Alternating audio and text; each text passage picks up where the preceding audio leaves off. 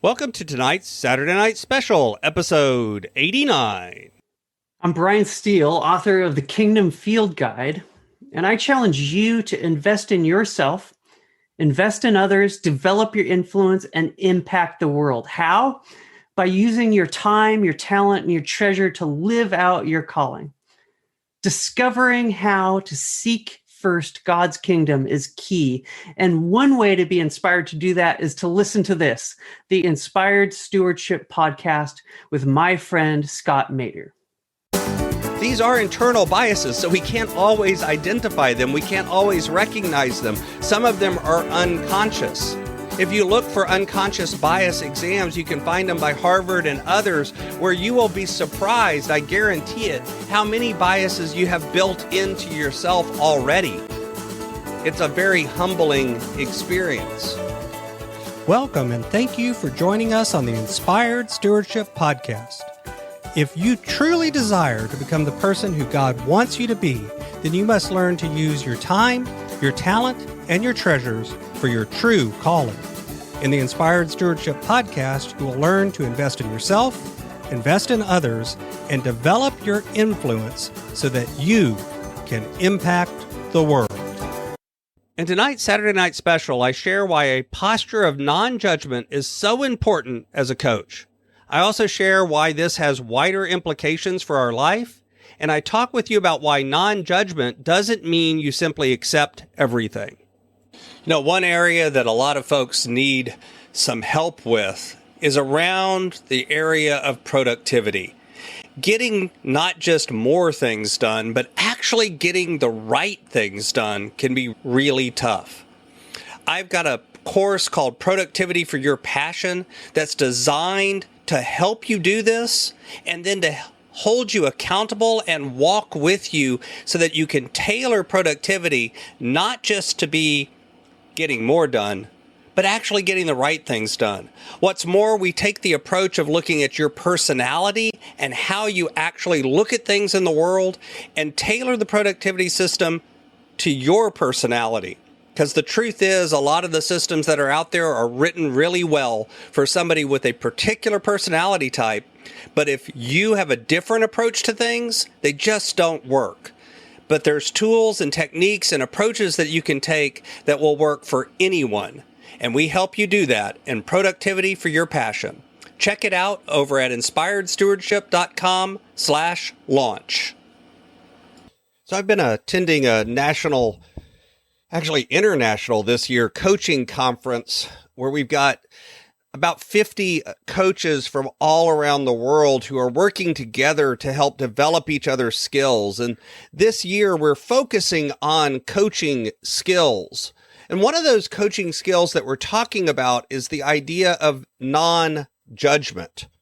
And it really hit me as I was working through that and developing the material and then talking to other coaches about it, about how important it is to recognize that what we're doing as a coach, in part, is taking a posture of non-judgment.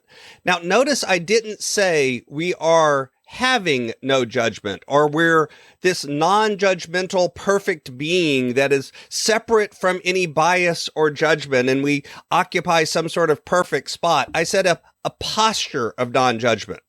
The truth is that all human beings constantly judge each other. We constantly judge things. And in part, that's because the way our brains are designed include biases that grow out of a normal part of human thought. Because we form things into categories. We like to use shortcuts or heuristics to make decisions. We form social groups and cliques. And all of these things and picking up on these social messages and these cues, all of these things involve doing internal judgments. They involve looking at other people and saying, do they fit into my judgment? Do they fit into my clique? Do they belong? Are they going to harm me? Is there something I need to be doing to make this relationship better? And in doing this, recognizing that we all have judgments that we're doing all of the time, what then do I mean by a posture of non-judgment? What I mean is coaches have to recognize that they're judging all of the time. And then they have to begin to not necessarily fight against it, but accept their own internal biases, recognize their own faults, recognize that they don't know everything. They're not always going to be right. That just because they're okay doesn't mean other people aren't. It's accepting a posture of openness and recognizing that the values that I have may or may not fit for the values of this other person. I have to be open to letting them discover their own values. Now, that does mean if there's a clash of values, if I can't do that because their values, the client's values are so different from mine, then I also have to recognize that and allow that client to go to a different coach. If there's an ethical situation where I don't feel comfortable as a coach, I have to be okay with being okay to let that go, or I have to be open and honest with the client and let them go work with someone else. Whatever it is, that clash has to be recognized. And if it is such that I can no longer keep a posture of curiosity, if I can no longer get out of my own head and instead listen actively to the client and pull from them what they need, then I need to let that client go for their own sake. That is a form of judgment, but it's judgment about recognizing your own biases. Now, these are internal biases, so we can't always identify them. We can't always recognize them. Some of them are unconscious. If you look for unconscious bias exams, you can find them by Harvard and others, where you will be surprised, I guarantee it, how many biases you have built into yourself already. It's a very humbling experience. And the truth is, this has wider implications for our life, because think about it. We go to a family gathering, we go to a church group, we go to a friend's house, whatever it is, we've still got that same internal dialogue of judgment going on all of the time. And when we recognize that, we can begin to recognize that, hey, maybe this isn't the best thing. Maybe making these judgments right now isn't fair. Maybe I need to step back and recognize my own internal biases and recognize that someone else may have a different position, and that's okay. Now, this isn't the same as just sitting back and accepting everything. Like earlier I talked about, if I'm in a situation where there is a conflict of values, or there is an ethical situation or a moral situation or something else going on that might create conflict between me and the client, I need to recognize that and call that out.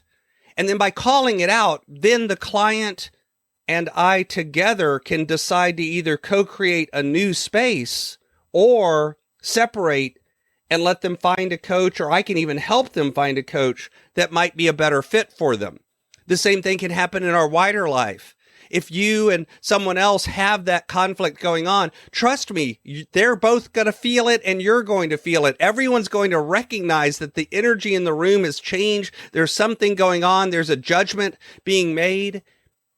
And you can call that out into an existence with honesty and work together to move past it. Or you can decide to let it go and maybe even let the relationship go in reply. So this idea of not being non-judgmental, not having judgment, but taking a posture of non-judgment, to me, is an important distinction. It has really helped me with my relationships. The truth is, trust me, I'm not perfect in this. I judge people all the time, and I judge myself all the time. But as I've become aware of it, I've gotten better at recognizing it when it happens and then moving past it as well. Thanks for listening. Thanks so much for listening to the Inspired Stewardship podcast. As a subscriber and listener, we challenge you to not just sit back and passively listen, but act on what you've heard and find a way to live your calling. If you enjoyed this episode, please do us a favor. Go over to inspiredstewardship.com/iTunes rate, all one word, iTunes rate. It'll take you through how to leave a rating and review and how to make sure you're subscribed to the podcast so that you can get every episode as it comes out in your feed. Until next time, invest your time, your talent, and your treasures. Develop your influence and impact the world.